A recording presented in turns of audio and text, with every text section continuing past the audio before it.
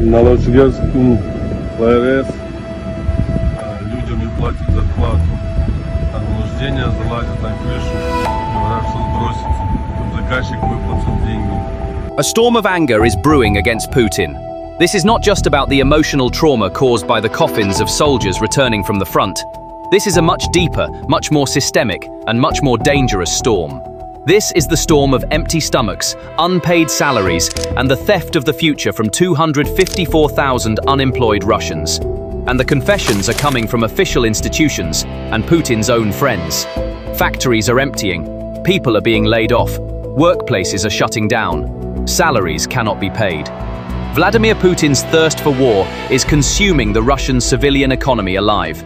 It is sucking up all resources, all workers, all money, all the food in the Russian people's pots like a black hole. The numbers are now too stark to hide.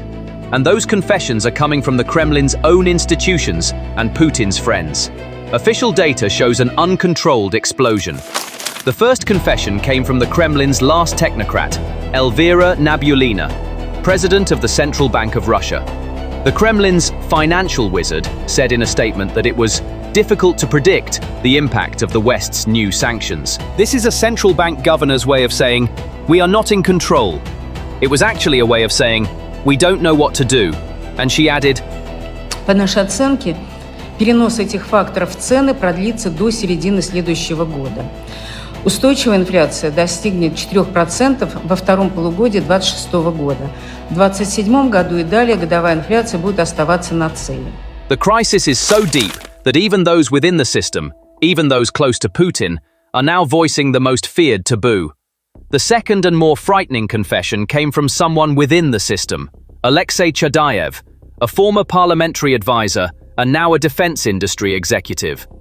Chadayev invoked Russia's most feared specter. He stated that the economy is so locked up and credit so impossible that companies are returning to barter agreements, as in the forgotten days of the 1990s. And the third admission came from the numbers themselves. Vladimir Putin attempted damage control in August 2025 by stating on camera that the risk of hidden unemployment was 200,000 people. However, just 2 months later, his own Ministry of Labor revealed that the figure had exceeded 254,000. So the crisis erupted much faster than Putin had anticipated. This is no longer an abstract economic crisis. This is the final preparation for a social explosion. For Putin, the most dangerous situation is the state of the populace, along with the army of qualified unemployed, as revealed by the statistics. The data shows that Russians are now eating less. Consumption of milk and dairy products has decreased by 8%. Rice purchases have fallen by 10%. Let's pause and think. This isn't Russians buying less caviar. This isn't Russians buying less luxury Italian cheese. This is Russians not being able to afford milk and rice. This is basic food. Do you know what this means? It means that 254,000 unemployed people and hundreds of thousands of people whose salaries have been cut can no longer bring basic foodstuffs home. It means that inflation is no longer hitting luxury consumption, but basic food.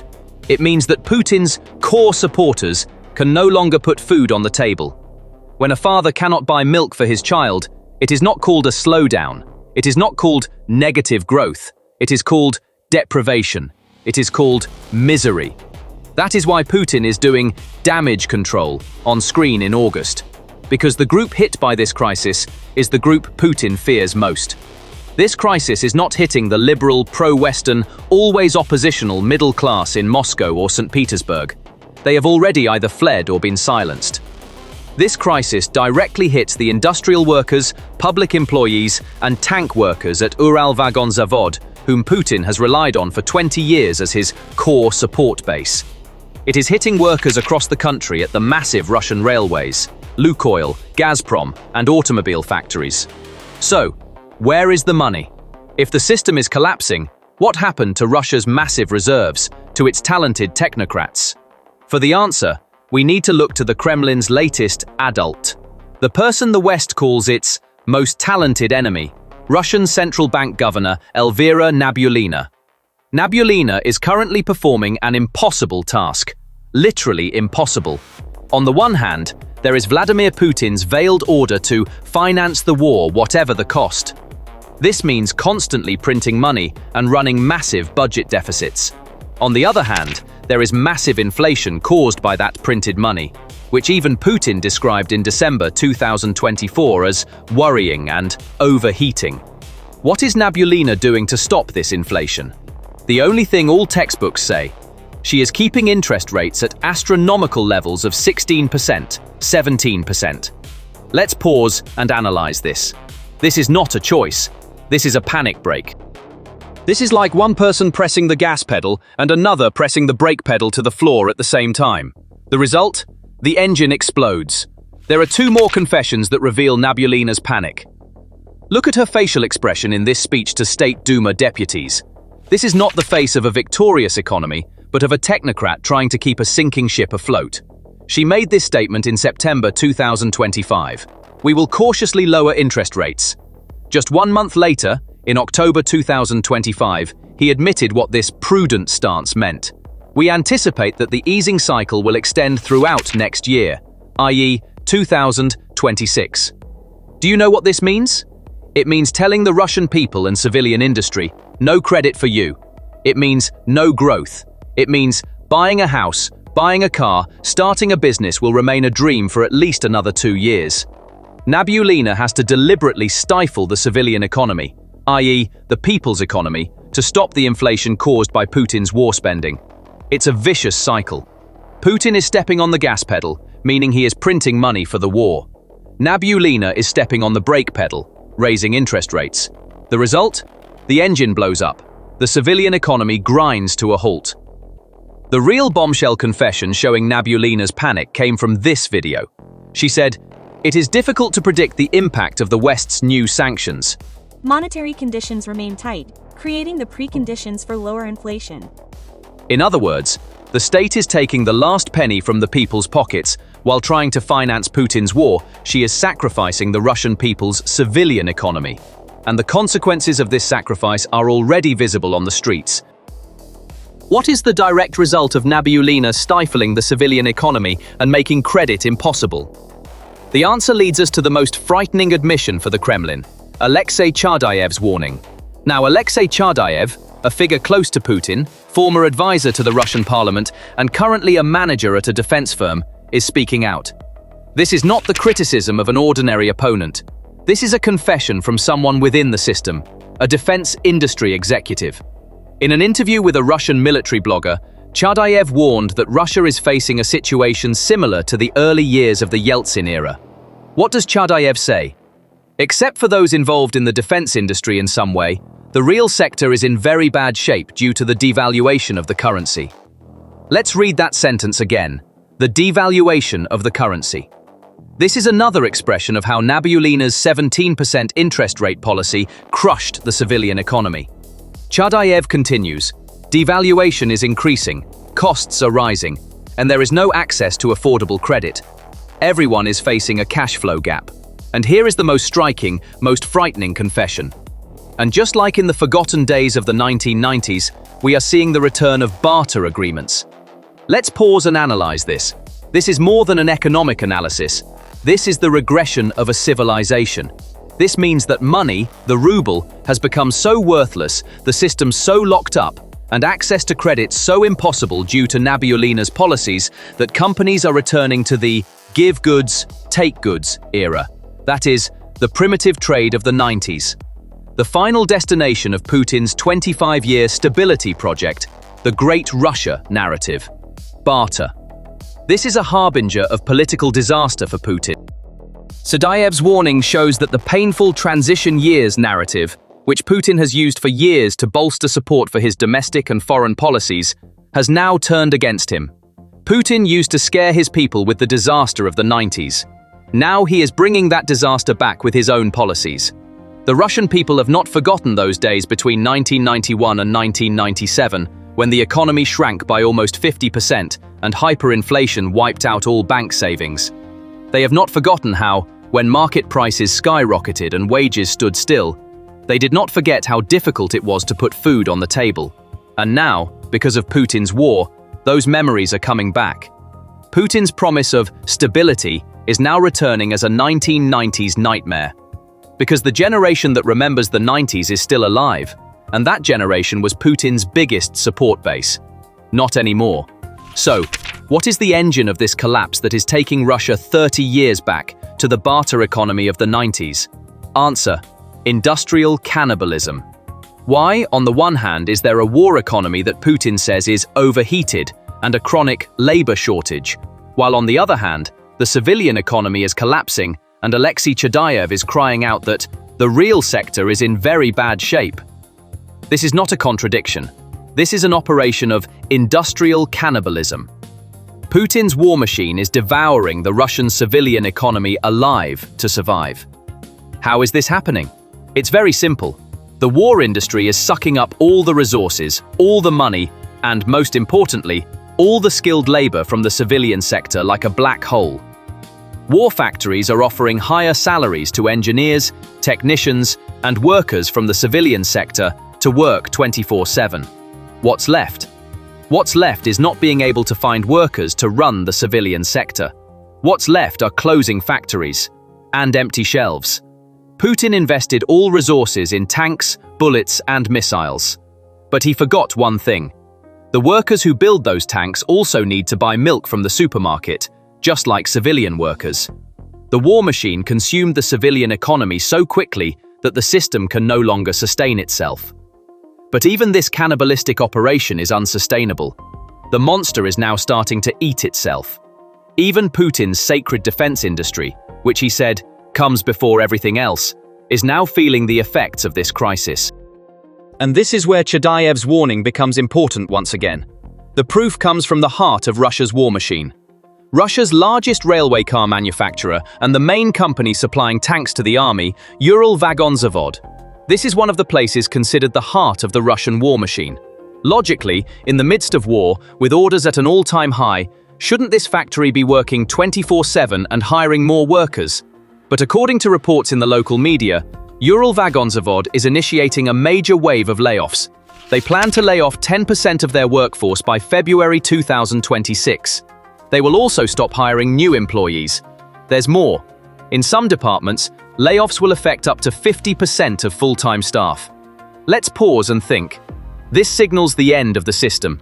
If even the tank factory, which you need the most and which must operate 24/7, is reaching the point of bankruptcy and laying off people because of the cash flow gap that Chadayev mentioned and the credit crunch that Nabiullina created, this means that you have already destroyed the civilian economy, and now you cannot sustain the war economy either.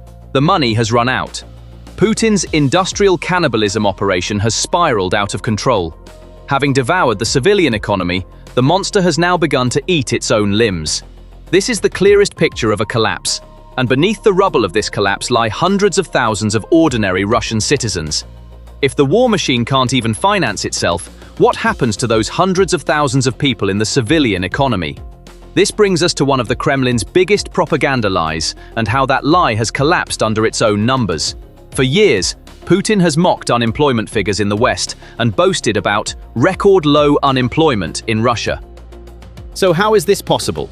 How can this statistic remain record low despite factories closing and companies fleeing the country? The answer: the Kremlin's greatest invention. It's called hidden unemployment. It all started with that leaked report from the Russian Ministry of Labor. October 2025. The number: 254,000. The ministry admitted that 254,000 Russian citizens had been officially placed under this special regime. So what is this regime? Who are these 254,000 people? They are people who have been sent on mandatory unpaid leave, had their salaries cut, and whose factories have shut down. Do you know what this means? It means not officially firing someone, but putting them on unpaid leave for months with zero income.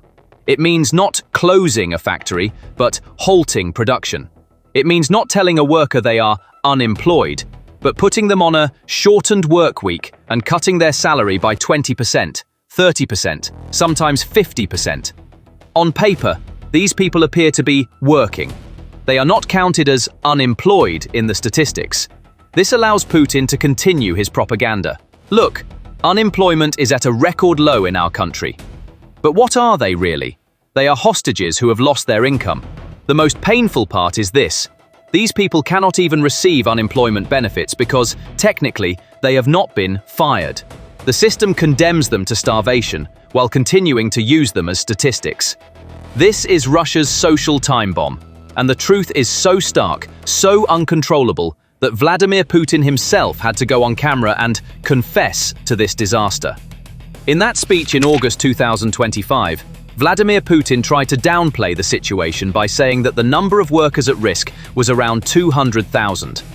But was this a moment of honesty? No, it was a moment of panic. It was an attempt at damage control. In that speech, Putin officially acknowledged the situation by calling it hidden unemployment. According to the transcript published by the Kremlin, he said, "At the beginning of the year, the number of people in this situation was approximately 98,000. By August 8th, this number had reached 199,000. His own admissions showed that the crisis had doubled in just 7 months, but the panic didn't end there. Putin tried to fix the situation at 200,000. Just 2 months later, in October, his own Ministry of Labor came out and said, "Mr. President, that number is not 200,000, it has exceeded 254,000. This shows that the crisis had slipped out of the Kremlin's control. Either Putin was unaware of his own ministry's figures, or he deliberately lied in front of the cameras, and the crisis erupted much faster than expected. In either case, he has completely lost control. That figure of 254,000 is the number that lit the fuse on this bomb, because this figure represents a 2.5-fold increase compared to the beginning of the year, meaning an uncontrolled explosion. And let's not forget, this is only the official, hidden figure. The real unemployment and loss of income are much higher than this figure. We could be talking about millions. And this hidden unemployment is no longer just a statistic. It is returning to the streets of Russia as hunger. The most dangerous aspect of this crisis is not the economic data. It is the risk of social explosion. The group hit hardest by this crisis is the group Putin fears most. This crisis is not hitting the liberal, pro-Western, always oppositional middle class in Moscow or St. Petersburg. They have either already fled or been silenced. This crisis directly hits the industrial workers and public employees who have been Putin's core support base for 20 years, the people he has relied on and who are dependent on the state. This means that inflation is no longer hitting luxury consumption, but basic foodstuffs, namely milk and rice.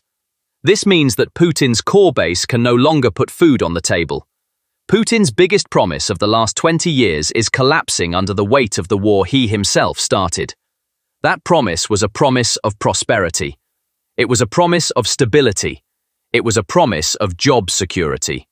When a father cannot buy milk for his child, it is not called stagnation.